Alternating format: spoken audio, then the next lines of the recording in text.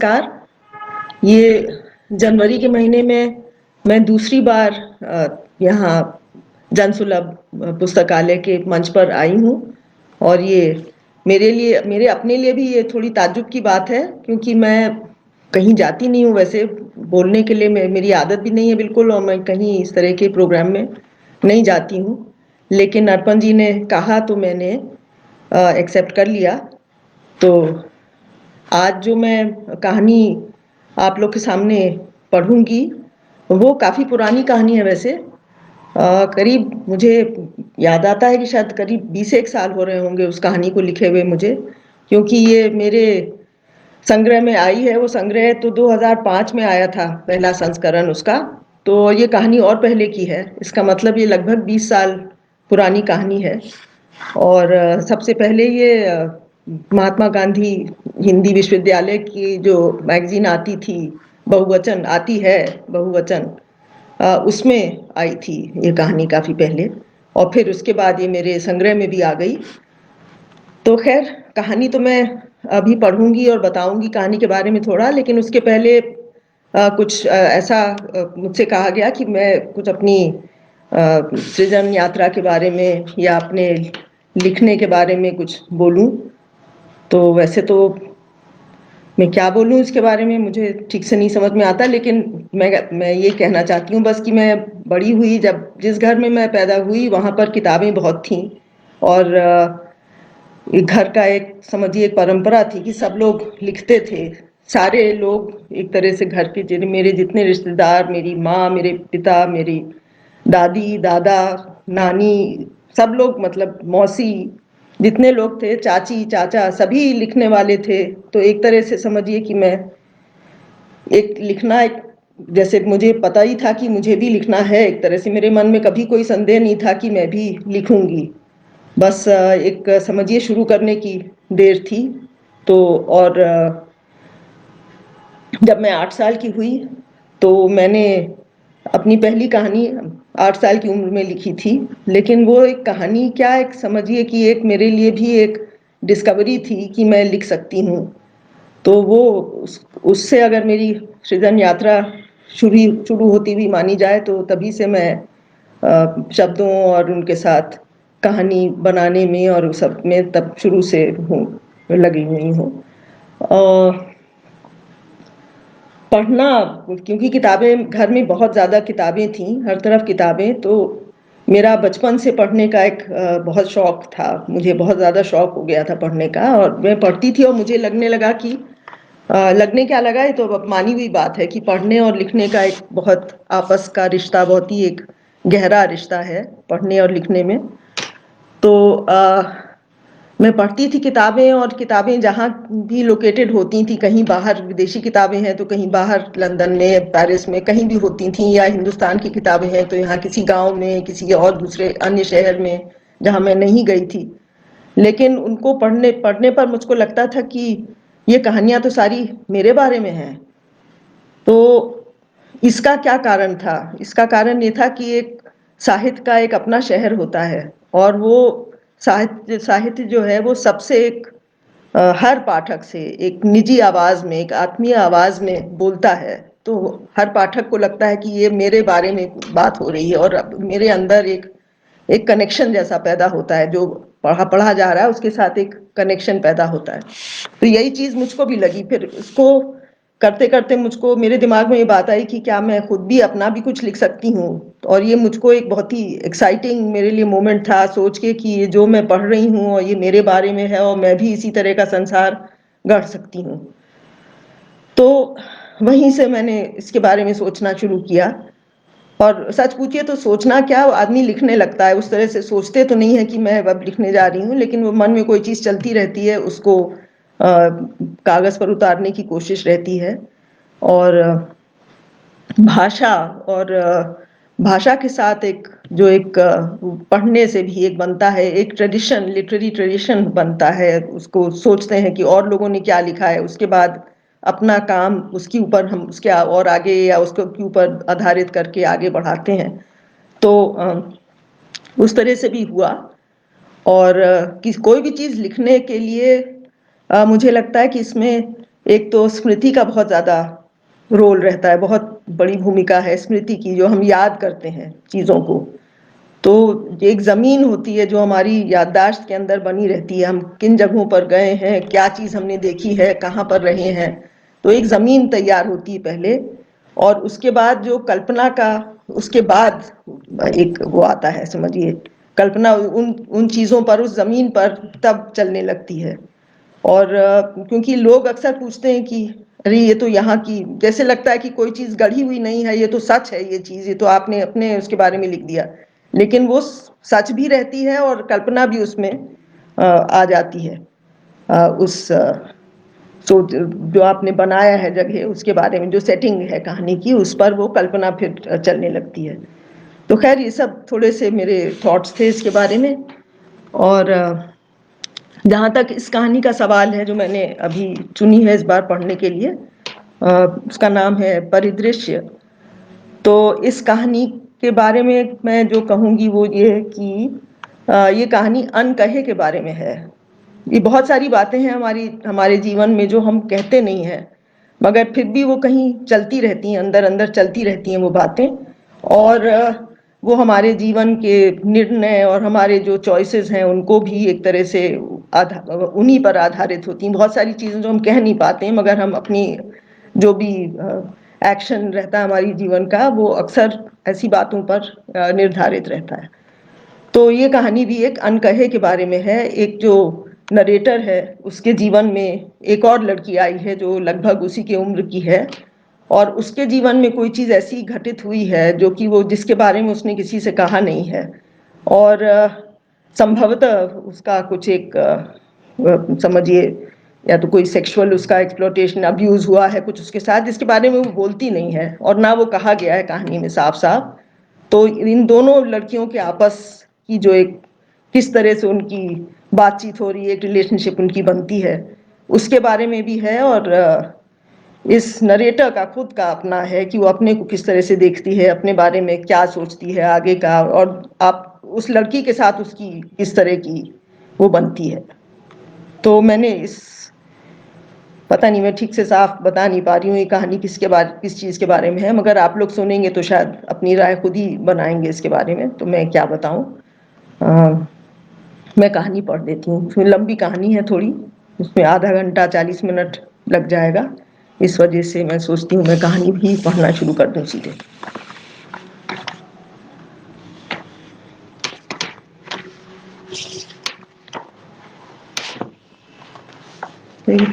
इसका शीर्षक है कहानी का, परिदृश्य।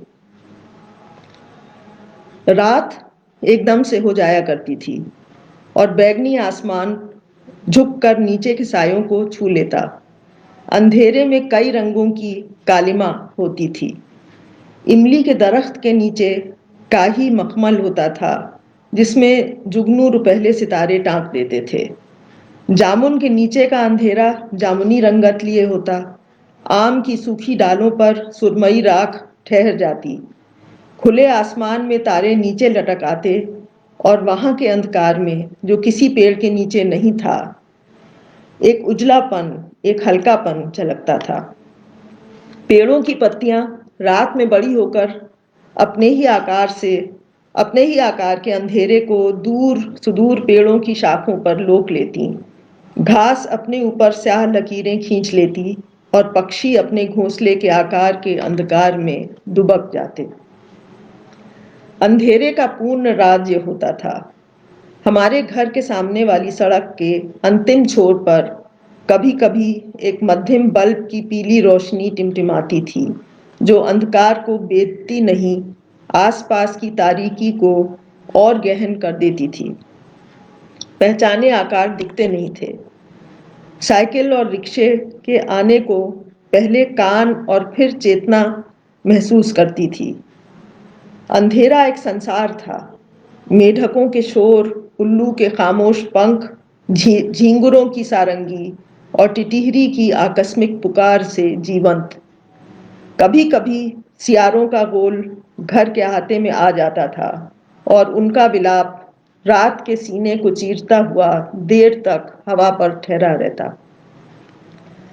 उन दिनों के बारे में सोचती हूँ तो वो इसी तरह याद आते हैं, स्याही में लिपटे हुए, रात दिन से ज्यादा बड़ी और उस पर हावी, पर रात और दिन दोनों ही कलौंच लिए हुए, किसी भी तरह की घटना से खाली, और सारे माहौल पर छाई हुई रात की रानी की बोझिल सी खुशबू, अतलसी चादर की तरह शीतल, सब चीजों में बस वही एक स्पृश्य। शायद जिसे मैं याद कर रही हूँ वो दिन था न रात, न समय न स्थान, बल्कि मेरे भीतर का, मेरे मिजाज का ही रंग, उबा हुआ, आत्मलीन, इंतजार करता हुआ। मुझे किस चीज का इंतजार रहता था? रात होते ही कमला आकर पूछती थी, बहू जी किवाड़ बंद कर दूं? कोई आएगा तो नहीं? इस पर माँ कहती, नहीं, जरा देर रहने दो, शायद कोई आता हो। जिस पर कमला कुछ देर खड़ी उन्हें थोड़ी बेजार नजरों से देखती रहती। कमला जिसको हमारे यहाँ बरसों से काम करने के बाद हमारे किए पर अपनी राय देने की अनकही इजाजत मिली हुई थी। कमला जानती थी, जैसा कि मैं भी जानती थी, और माँ हम सबसे बेहतर जानती थी कि अब इस वक्त कोई नहीं आएगा। फिर भी इंतजार की एक स्थिति बनी रहती थी, जाने कौन आ जाए। मेरे लिए ये इंतजार उस वक्त, उस मौजूदा घड़ी से कहीं ज्यादा बड़ा सवाल था। वो मेरे होने का, मेरे अस्तित्व का ही एक अंश था। मुझे हर पल, हर घड़ी किसी चीज का इंतजार रहता था। मुझे अपनी 16 साल की उम्र की अस्पष्टता के साथ ये नहीं मालूम था कि वो क्या चीज है, पर मुझे लगता था कि वो किसी भी वक्त, आज, अभी कुछ ऐसा घट सकता है जो मेरे लिए महत्वपूर्ण होगा, जो मुझे अपने भीतर से बाहर खींचकर कोई ऐसी राह दिखा देगा जिसे मैं फौरन पहचान लूंगी कि यही मेरा चुना हुआ रास्ता है। मुझे प्रतीक्षा थी कि जिंदगी कोई पूर्व निश्चित निश्चित चाहे मेरे लिए अज्ञात भूमिका तय करके मुझे एक तिलिस्मी घेरे में खींच लेगी। मुझे अपने आलस्य से, अपने निरंतर घटनाहीन जीवन से चिढ़ हो गई थी। किसी संगीत मंडली में श्रोता की तरह मैं गायन शुरू होने का बेसब्री से इंतजार कर रही थी। इम्तिहान के दिन थे।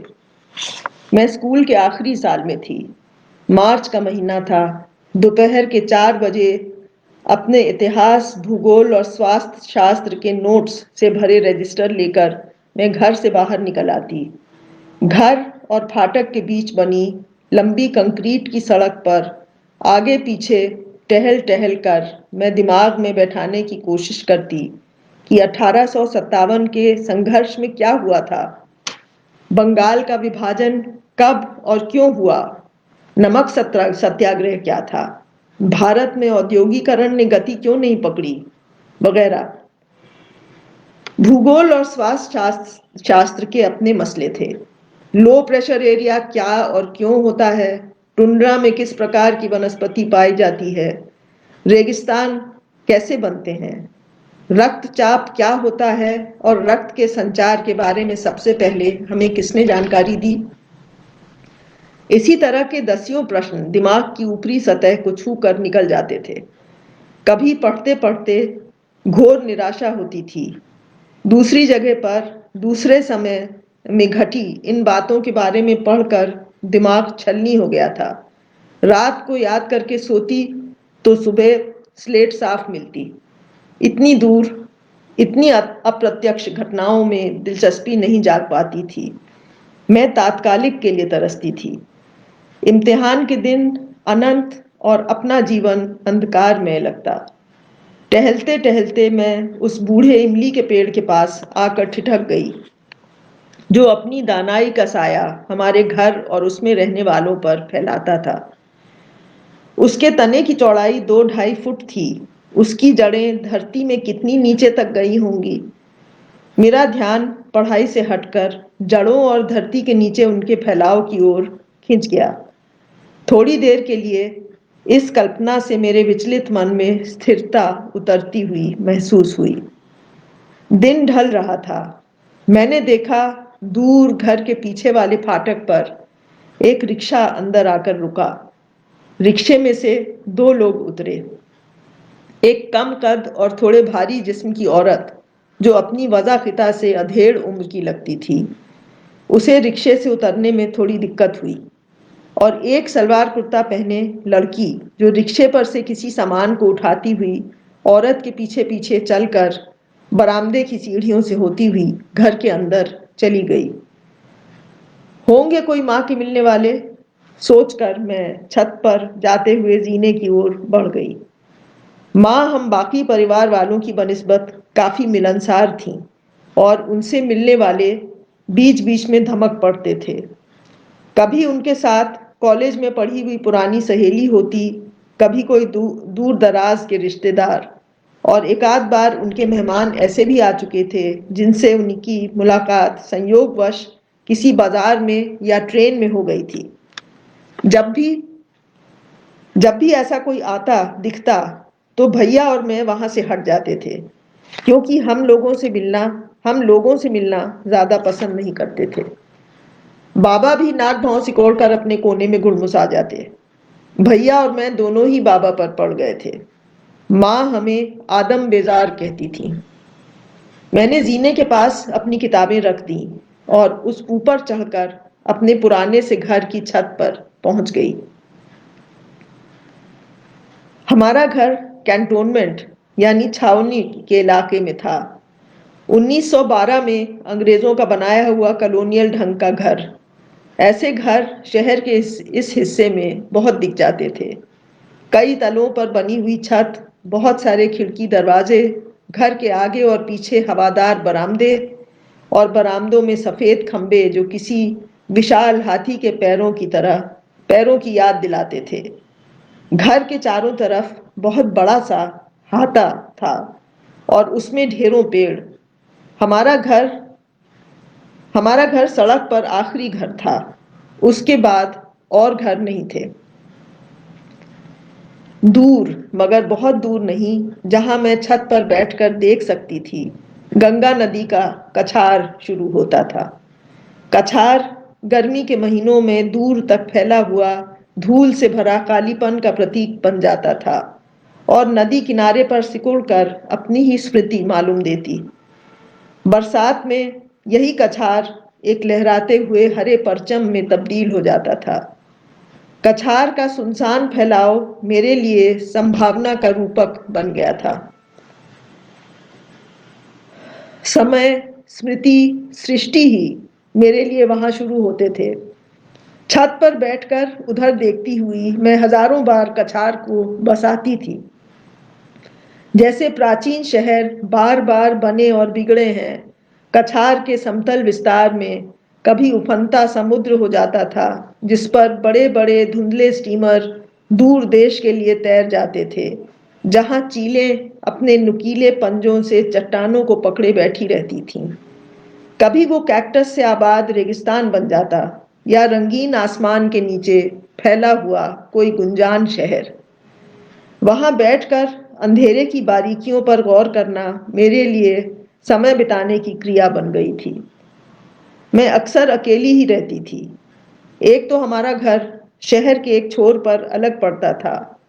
स्कूल की सहेलियां कम थीं और जो थीं वो या तो दूर रहती थीं या फिर घर के संकीर्ण वातावरण की वजह से निकलती कम थीं। भूले भटके ही कोई आती थी। घर में मेरे अलावा भैया थे। उनके और मेरे बीच का 6 साल का फासला उन दिनों मुझे ज्यादा लंबा लगता था। वो लंबे चौड़े खूबसूरत नौजवान थे। माँ उन पर जान छिड़कती थी। उनको अपनी खूबसूरती का खासा इल्म था और गुरूर भी। बाथरूम में आईने के सामने बाल या शेव बनाने में वो घंटों लगा देते थे। जब वो नहाकर निकलते, सारा घर उनके आफ्टर शेव की खुशबू से गमक उठता। वो अक्सर घर से गायब ही रहते थे या फिर किसी कोने में बैठे जासूसी उपन्यास पढ़ा करते। वो बहुत कम बोलते थे, लफ्जों को तौल तौल कर, और किसी भी चीज के लिए खास इच्छा प्रकट नहीं करते थे। खाने की मेज पर भी वो खाना बहुत जल्दी खाकर उठ जाते, जैसे उन्हें कहीं जाने की जल्दी हो। या उनसे मिलने कोई आने वाला हो। मगर थोड़ी देर बाद ही वो घर के अहाते में अपनी हरी रैले साइकिल पर धीमे धीमे सीटी बजाते बजाते हुए स्लो साइकिलिंग करते हुए दिखते। उन्हें अपनी साइकिल से बहुत लगाव था और वो उसे एक प्रेमी की उत्सुक एकाग्रता के साथ रखते थे। उनके ठीक विपरीत बाबा बहुत देर तक खाना खाते रहते थे।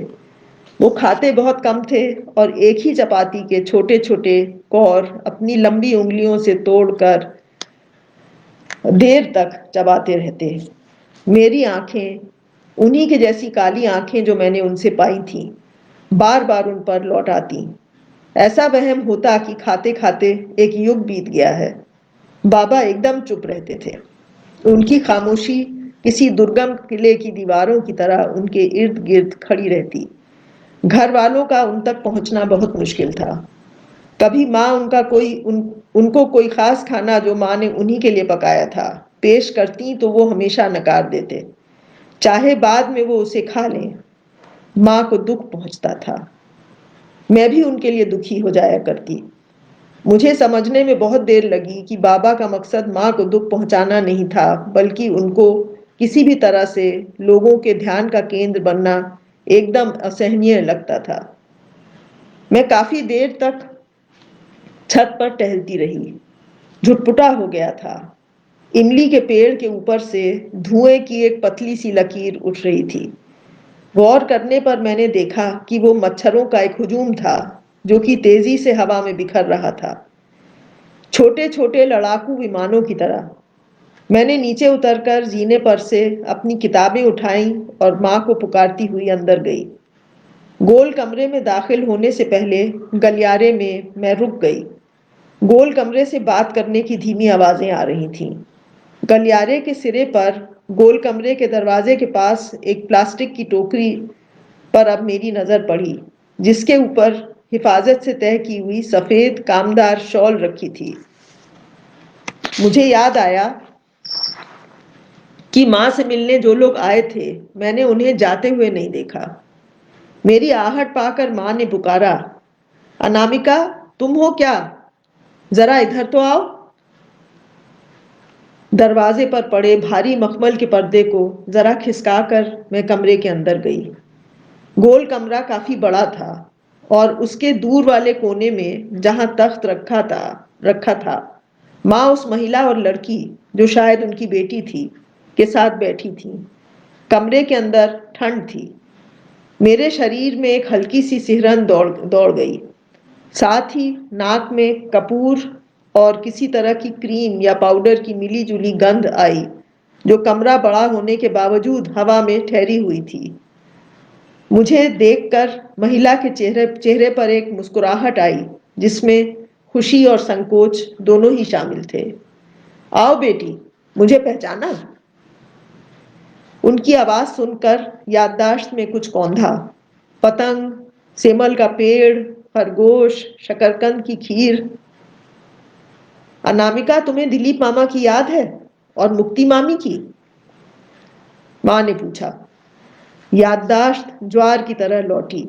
रायबरेली में नानी का घर, घर के पास मुख्य इमारत से थोड़ा हटकर बना हुआ लाल ईंटों का उपभवन, उपभवन के पीछे सेमल का पेड़, सेमल के लाल फूलों के बीच अटकी एक काली पतंग। दिलीप मामा का नाम सुनते ही दिमाग में कई धुंधली सी तस्वीरें उठी। दिलीप मामा नानी के किराएदार थे, जो सेमल के पेड़ के पास उपभवन में रहते थे। वो बच्चों को बेहद प्यार करते थे और जब हम नानी के घर जाते वो भैया को और मुझे पतंग उड़ाना सिखाते। मुक्ति मामी के आंगन में खरगोश पले थे, जिन्हें हम घास खिलाना बहुत पसंद करते थे। दिलीप मामा की कई बेटियां थीं। फिर वे लोग फिर वे लोग शहर छोड़कर चले गए और बाद में नानी का भी देहांत हो गया। हमारा वहां जाना छूट गया। तब मैं 9 साल की थी और भैया 15 के। अरे कोई दुआ सलाम नमस्ते कुछ नहीं, माँ ने मुझे टोका। माँ की यही आदत मुझे पसंद नहीं थी। जब तब किसी के भी सामने टोक देती थी। मैंने खिसिया कर जल्दी से नमस्ते किया। कितनी बड़ी हो गई है वो महिला, मुक्ति मामी बोली। 11वीं क्लास में है, माँ ने कहा। इम्तिहान चल रहे हैं। मेरी नजर पहली बार उस लड़की के चेहरे पर गई जो एक तरफ चुपचाप बैठी हुई थी। उसके किताबी चेहरे में उसकी बड़ी बड़ी थोड़ी परेशान सी आंखें मुझे टकटकी बांधे देख रही थीं। वो बादामी रंग का सलवार कुर्ता पहने पहने थी, जिसके दुपट्टे के एक सिरे का वो बराबर उंगली पर लपेट रही थी और खोल रही थी। बालों को उसने कसकर बांध रखा था। एक भी बाल बाहर निकला हुआ नहीं दिख रहा था। उसकी उम्र मेरे जैसी ही होगी, शायद एक आध साल बड़ी हो, मैंने अंदाज लगाया। मैंने याद करना चाहा, पर दिलीप मामा के घर में उसे देखना याद नहीं आया। बेटा, ये सीमी है, तुम्हें याद नहीं होगी। ये तो हमेशा की चुप्पी है, पर इसे तुम अच्छी तरह से याद हो। तुमसे मिलने की इसकी बड़ी इच्छा थी, मामी ने मेरी खुशामद के अंदाज में कहा। मुझे इसका कोई जवाब नहीं सूझा। शायद मुझे कहना चाहिए था कि नहीं, वो मुझे अच्छी तरह से याद है। वो मुझसे क्यों मिलना चाहती थी? उसे याद न कर पाने की वजह से मुझे एक तरह के अपराध बोध ने घेर लिया। मैंने सवालिया नजरों से माँ को देखा। सीमी का यहाँ यूनिवर्सिटी में बीए में दाखिला हो गया है, माँ ने समझाया। वो हॉस्टल में जगह ढूंढ रही है। जगह मिलते ही वहां शिफ्ट हो जाएगी, मुक्ति मामी ने जल्दी से उनका वाक्य पूरा किया। तब तक के लिए मैंने इसको यहीं रोक लिया है, माँ ने कहा। ओह, अच्छा, तो ये अच्छी बात है। मैंने कोशिश करके अपने चेहरे पर उभरते विस्मय को दबाकर सामान्य बनाया। माँ पर आश्चर्य हुआ और खीज भी। वो जानती थी कि मेरे इम्तिहान चल रहे हैं और जरा भी गैर मामूली बात से मेरा ध्यान पढ़ाई से उचट जाता है। फिर भी उन्होंने न आओ देखा न ताओ सीमी को यहाँ रहने का न्योता दे दिया। बेटी, बीए में कौन से सब्जेक्ट लिए हैं? माँ ने सीमी से औपचारिक तौर पर पूछा। इंग्लिश, एंशियंट हिस्ट्री और होम साइंस, सीमी ने जैसे यंत्र चालित स्वर में कहा। उसकी आवाज फीकी थी, बिना किसी भाव के। थोड़ी देर तक एक अनकुछ सी खामोशी में वहां बैठकर मैं पढ़ाई का बहाना करके अंदर चली गई। वे लोग भी शायद फौरन ही चले गए होंगे, क्योंकि जल्दी ही माँ की आवाज बावर्ची खाने में कमला को कोई हिदायत देती हुई सुनाई दी। माँ जब मेरे कमरे में आई तो मैंने उन्हें आड़े हाथों लिया। मुझे तो तुम्हारे अकेलेपन का ही ख्याल था, उन्होंने अपनी सफाई दी। कोई अकेलापन वकेलापन नहीं, मैंने गर्म मिजाजी से कहा। जिस पर वो बोली, तुम हमेशा लोगों से भागती क्यों रहती हो? दुनिया में लोगों के साथ ही तो जीना पड़ेगा। इतना कहकर उन्होंने इस विषय पर और कुछ भी कहने से इनकार कर दिया। 3 दिन बाद सीमी अपना सामान लेकर हमारे घर आ गई। माँ ने उसे इमली के पेड़ के पास वाला किनारे का कमरा दिया, जो मेहमानों के लिए ही था और जिसे हम गेस्ट रूम कहते थे। सीमी हमारे साथ रहने लगी। मुझे लगा बाबा को उसका यहाँ आना अच्छा नहीं लगेगा और वो कोई एतराज करेंगे, मगर वो कुछ नहीं बोले। घरेलू मामलों में न बोलना ही उन्होंने ठीक समझा हो। मेरा सीमी के साथ ज्यादा लेना देना नहीं था। एक तो मैं खुद ही अलग थलग अपनी पढ़ाई में या वक्त की फिजूल खर्ची में मुब्तला रहती थी। फिर सीमी को भी शायद अपनी मौजूदगी से दूसरों के काम में बाधा न डालने की काफी फिक्र रहती थी, और वो भरसक अपने में ही रहती थी। दिन में एक आध बार वो मेरे सामने पड़ जाती तो मुझसे एक किस्म की अतिरंजित शिष्टता से पेश आती, जो मुझे असली सीमी के ऊपरी आवरण का आभास दिलाती। वो मुझसे मेरे अगले पर्चे के बारे में पूछती। कभी मुझे पढ़ता देख मुझसे आकर कहती, तुम्हारे लिए चाय लाऊं? अगर मैं हाँ कह देती तो वो चाय का प्याला मेरे हाथ में पकड़ाकर बिल्कुल दबे पांव पंजों के बल चलती वहां से गायब हो जाती। उसके कमरे के सामने से गुजरते मैंने देखा था कि वो बहुत साफ सुथरे ढंग से सजा है। खिड़की के सामने लगी छोटी सी पढ़ाई की मेज पर जिल्द चढ़ी किताबें करीने से रखी हैं और पलंग पर बिछी सफेद चादर पर कोई शिकने नहीं है।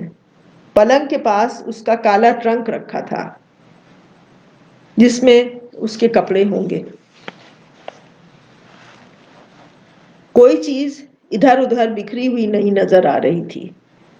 कमरे को देखकर ऐसा लगता था जैसे सीमी ने कोशिश की हो कि वहां रहकर भी वो रहती हुई ना दिखे, या शायद उसे डर हो कि कहीं उससे जाने को ना कहा जाए। मन ही मन मैंने उससे अपने कमरे की तुलना की, जो कि हमेशा अस्त व्यस्त रहता था और जिस पर आए दिन मुझे माँ की डांट सुननी पड़ती थी। जाहिर तौर पर उसने माँ का मन जीत लिया था। अक्सर मैं उसको माँ के साथ चाय पीते और बात करते देखती। माँ की चाय के लिए कमजोरी को वो समझ गई थी और दिन में दो चार बार या तो कमला से कहकर या खुद बनाकर वो चाय ले आती थी।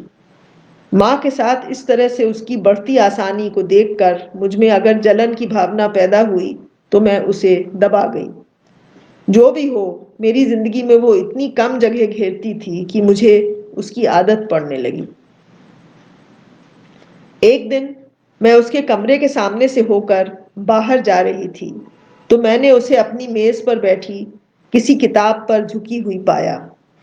दरवाजे पर मेरी छाया पड़ी तो उसने ऊपर देखा। अनामिका, 1 मिनट यहाँ आओगी? वो बोली। मैं अंदर चली गई। उसके सामने खुली कॉपी में अंग्रेजी में एक वाक्य लिखा था, the night is long that never finds the day. उसने मुझसे इस वाक्य का मतलब पूछा। मैंने कुछ अटक कर उसका तर्जुमा किया। वो मेरे चेहरे की तरफ देख रही थी। मगर फाइंड्स द डे? उसने थोड़ी हैरानी से कहा। मैंने दोबारा धीरे धीरे मतलब समझाया। मुझे अजीब लग रहा था कि मैं स्कूल में थी और वो बीए में, और वो मुझसे पूछ रही थी। जिधर वाक्य लिखा था उसके सामने वाले पन्ने पर एक चित्र बना था जो शायद उसने किसी उचाट क्षण में बनाया होगा। चित्र में केवल एक शक्ल थी, बड़ी बड़ी खुली हुई आंखें, मोटे होंठ और थोड़ी तिरछी सी नाक। पर जिस चीज ने मेरा ध्यान आकर्षित किया वो उस शक्ल पर खींची हुई हजारों बारीक लकीरें थीं, पूरे चेहरे पर, सिर के अंदर, गालों के उभार पर, ठुड्डी पर, माथे पर। केवल आंखें लकीरों से खाली थीं, प्रशांत भाव से देखती हुई। उस चेहरे को देखकर मुझे उलझन सी हुई, अपने को जैसे किसी जाल में जकड़ता हुआ महसूस किया। मुझे चित्र की तरफ देखते हुए पाकर उसने कॉपी बंद कर दी। मैंने पूछा, तुमने बनाया है? इस पर उसने हाँ में सिर हिला दिया और उसकी आंखों में एक तरह की उद्धता का भाव उभरा। मैंने पूछा, कब? उसने मेरी ही तरह एक लफ्ज में जवाब दिया, कल। उस दिन शिवरात्रि की छुट्टी थी। वो यूनिवर्सिटी नहीं गई थी। नहाकर वो शायद थोड़ी देर पहले आई थी। उसके बाल गीले थे और खुले हुए वो उसकी पीठ पर आधी दूर पहुंचते थे। उसके पास से किसी खुशबूदार साबुन और बोरोलीन की महक आ रही थी। मुझे पहली बार ख्याल आया कि सीमी देखने में अच्छी है। पहली ही बार मेरे मन में उसके प्रति एक प्रकार की जिज्ञासा उत्पन्न हुई। उन दिनों मैं अपने में ही लीन रहती थी। मुझे अपनी चेतना की हर फड़फड़ाहट, हर जुम्बिश महत्वपूर्ण लगती और मैं अपने ही अनगढ़ ख्यालों को अनचित्ते में पकड़ने के लिए सतर्क रहती। हमारे घर की चारदीवारी के बाहर की दुनिया मेरे लिए एकदम धुंधली थी, या यूं कह लिया जाए कि मेरी चेतना ही मेरी चारदीवारी थी। लोगों से मेरा संपर्क नहीं के बराबर था। कोयल और तोते की पुकार, कछार और अंधेरे की बारीकियों में ध्यान मग्न मेरे अब तक के आश्रित जीवन में कुछ ऐसा नहीं था जो मुझे लोगों और उनके परिवेश की भिन्नताओं के लिए तैयार करता।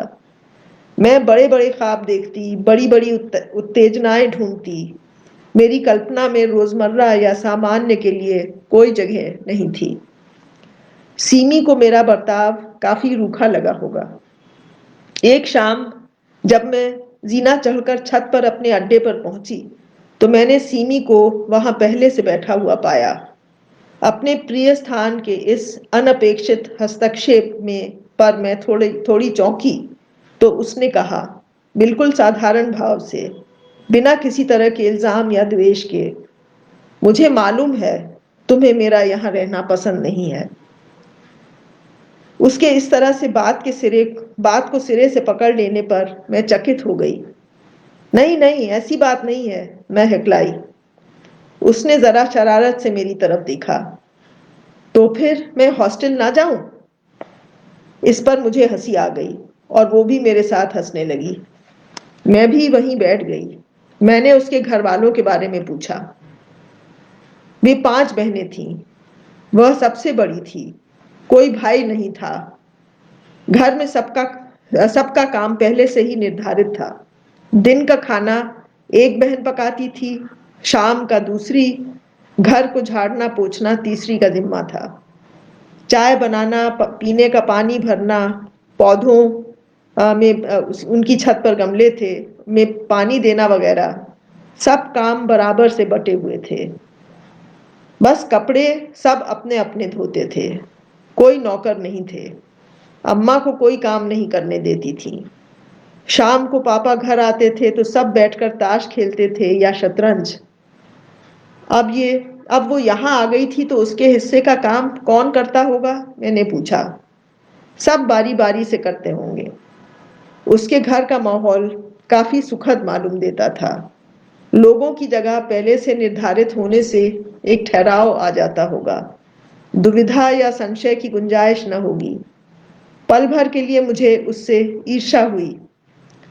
मैं स्थिरता के लिए, जो मेरी उड़ी उड़ी सी मानसिकता को ठहराव दे दे, तरसती थी। तुम्हें तो घर की याद आती होगी, मैंने कहा।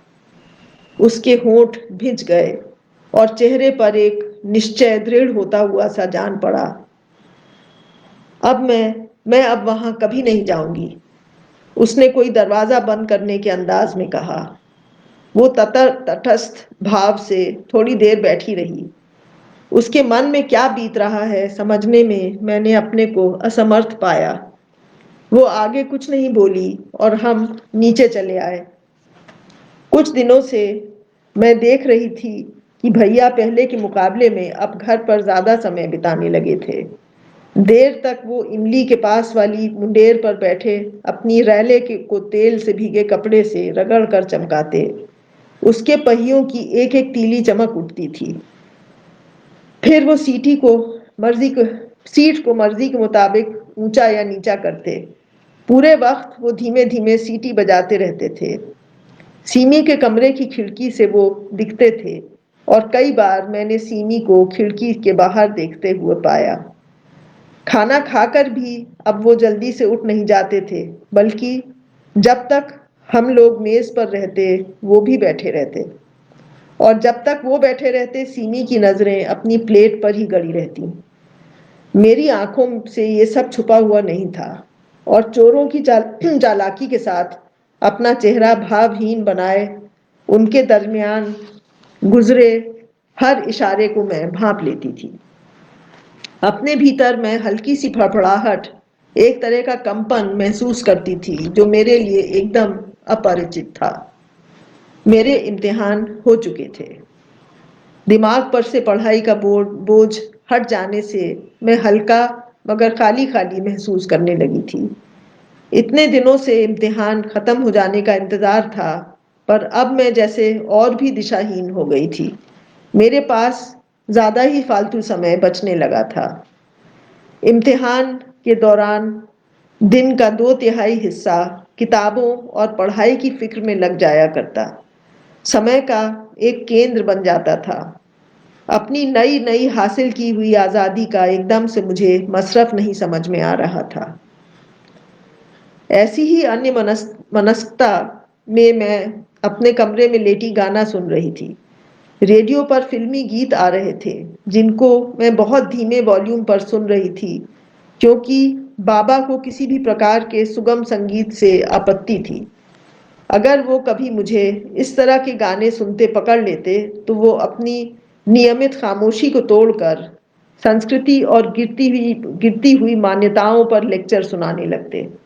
वो चाहते थे मैं शास्त्रीय संगीत में रुचि लूं और अपनी 16 वर्षीय उद्दंडता के साथ उनका विरोध करती थी मैं। मुझे उनके इस तरह के भाषण उबाऊ और नीरस लगते थे। लेक्चर का जोखिम कौन उठाए, मैंने रेडियो बिल्कुल धीमा कर रखा था। उसी वक्त पेंसिल की तलाश में सीमी मेरे कमरे में आई।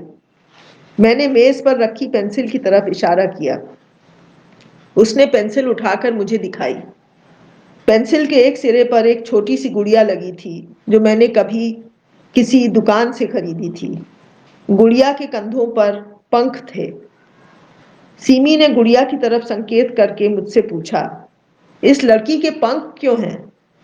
और फिर अपने प्रश्न का खुद ही जवाब देते हुए बोली, क्योंकि वो अंदर चुपचाप से एक चिड़िया है। मुस्कान की एक झलक उसके चेहरे पर आई और वो कमरे से चली गई। उसकी इस बात ने मुझे सोच में डाल दिया। ये सोचने का ढंग मेरे लिए नया था। मेरे ध्यान में कभी नहीं आया था कि चीजों के ऊपरी रूप के अंदर कोई दूसरा रूप भी छुपा हुआ हो सकता है। इस नई दृष्टि के पैमाने से मैं अपने इर्द गिर्द लोगों को देखने लगी। क्या साधारण सी दिखने वाली सीमी के अंदर भी कोई दूसरी सीमी छुपी होगी? शायद उसके पंख हों और उड़ने की लालसा।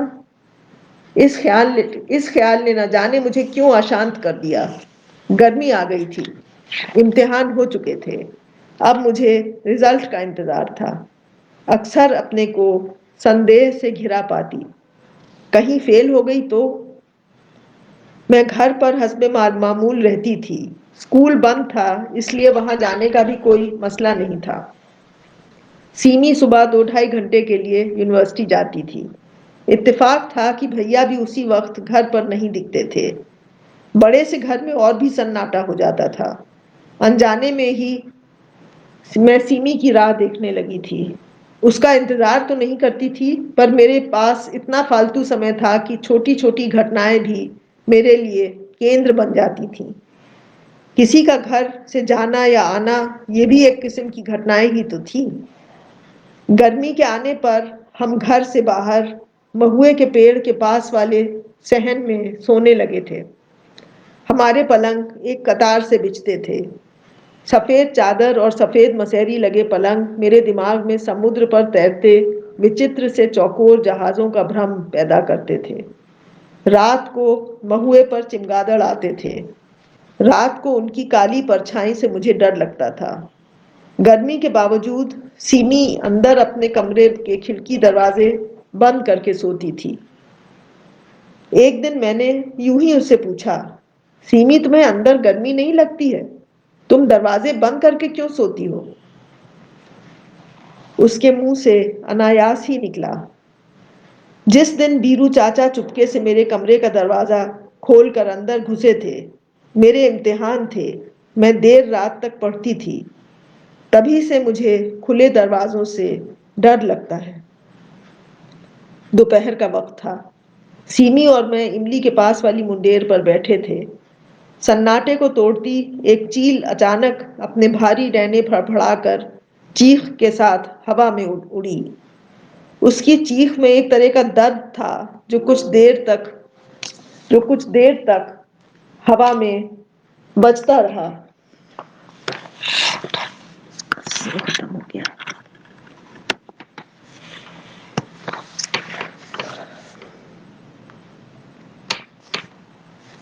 अच्छा, देर तक हवा में बजता रहा। सीमी के बदन में एक बार जैसे कंपकपी सी हुई। उसका चेहरा खौफ और नफरत से एक बारगी तमतमा उठा था। उसकी बात के पूरे मतलब को जज्ब करने में मुझे थोड़ा वक्त लगा। मैं स्तब्ध होकर उसे अविश्वास के साथ देखती रही। तुमने किसी को इसके बारे में बताया? आखिर मैंने पूछा। नहीं, हम उन्हें चाचा कहते थे। उसके स्वर में कड़वाहट भर गई थी। अपने को एक तरह की शर्मिंदगी और हिचकिचाहट की गिरफ्त में पाकर मैं कुछ बोल नहीं सकी। उसकी सुंदर आंखें आंखें मटमैली हो गई थीं और चेहरे पर मुझसे अपने बारे में ज्यादा बता जाने का शोभ था।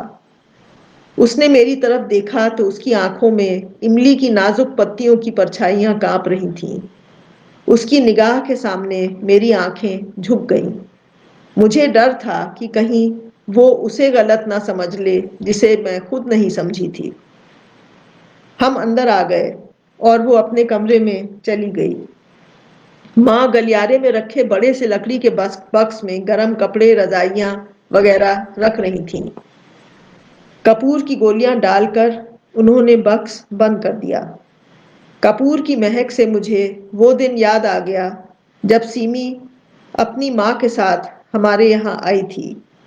उस दिन को लगभग 2 महीने हुए थे। उससे ज्यादा लंबा समय लगता था। माँ, सीमी की अम्मा फिर नहीं आई, मैंने कहा।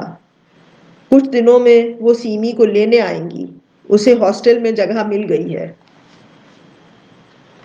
अच्छा, सीमी ने बताया नहीं? मुझे थोड़ा आश्चर्य हुआ।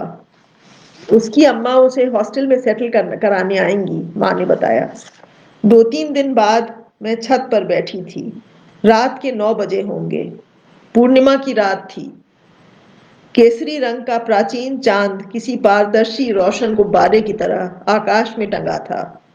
हमारे घर का हाथा रुपहले सायों से सिहर रहा था, किसी जादुई नगरी की तरह काल्पनिक।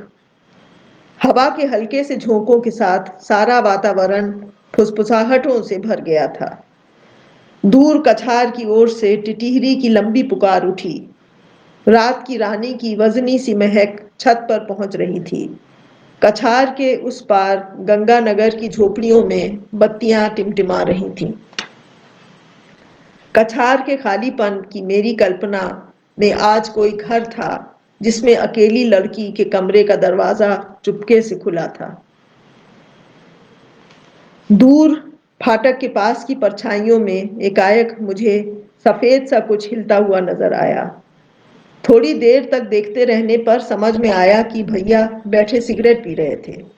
शायद मेरा वहम था, मगर नहीं, वहम नहीं था कि सीमी उनके पास बैठी थी। उसका हल्के रंग का कुर्ता आसपास के सायों में से साफ झलक रहा था। वे लगभग सटे हुए बैठे थे। मेरे देखते देखते ही सीमी उठी और घर की तरफ बढ़ी तेज कदमों से बढ़ी। चांदनी में मैं आसानी से उसे अपनी कल्पना का ही अंश समझ सकती थी, मगर मुझे यकीन था कि वो सीमी ही है। मेरे मन में बेसब्री और बेचैनी की एक लहर सी उठी। दिमाग में कई तरह के प्रश्न एक साथ चक्कर काट रहे थे। सीमी ने उस दिन इमली के पेड़ के नीचे नीचे जो बातें मुझे बताई थीं, उनका इस सीमी से क्या संबंध था? कोई संबंध था भी कि नहीं? मेरे दिल की धड़कन बढ़ गई थी और एक अपरिचित सी उत्तेजना से घिरी मैं नीचे उतर आई। कमला मेज पर खाना लगा रही थी। माँ बावर्ची खाने में कुछ जरूरी काम पूरे कर रही थीं। बाबा, जो समय के पाबंद थे, और सीमी, जो घर के किसी भी अप्रत्यक्ष कानून को तोड़ने में हिचकिचाती थी, मेज पर एक संकोचपूर्ण खामोशी में बैठे थे। फिर देखते हुए कि कुछ कहने का भार उन्हीं का है, बाबा ने खंखार कर कहा, सुना कि तुम जल्दी ही जा रही हो? जी हाँ। कमरा तो मिल गया है ना? जी। कोई दिक्कत हो तो वापस आ जाना। जी। भैया ने आकर मेज की एक तरफ अपनी जगह ले ली थी। उन्होंने सीमी की तरफ एक बार भी नहीं देखा। मुझे शक हुआ कि मैंने सीमी को उनके साथ बाहर देखा भी था या नहीं। अगले दिन सीमी की माँ उसे लेने आ गई। भैया ने सबसे पहले उन्हें आते देखा और जाके माँ को खबर दी। वो कुछ परेशान दिख रहे थे। थोड़ी देर बाद मैंने उनको अपनी साइकिल पर फाटक के बाहर जाते देखा और जब सीमी हॉस्टल के लिए रवाना हुई, वो घर पर नहीं थे। सीमी रिक्शे पर बैठी तो माँ और मैं दोनों वहां खड़े थे। बाबा से वो पहले ही मिलाई थी। अपनी माँ के साथ बैठी वो अजनबी सी दिख रही थी। मैंने कहा, सीमी, कभी कभी हॉस्टल से मिलने आ जाया करना। जवाब में उसने मेरा हाथ अपने हाथ में लेकर हल्के से दबाया। उसका हाथ एकदम ठंडा था। वो बोली कुछ भी नहीं।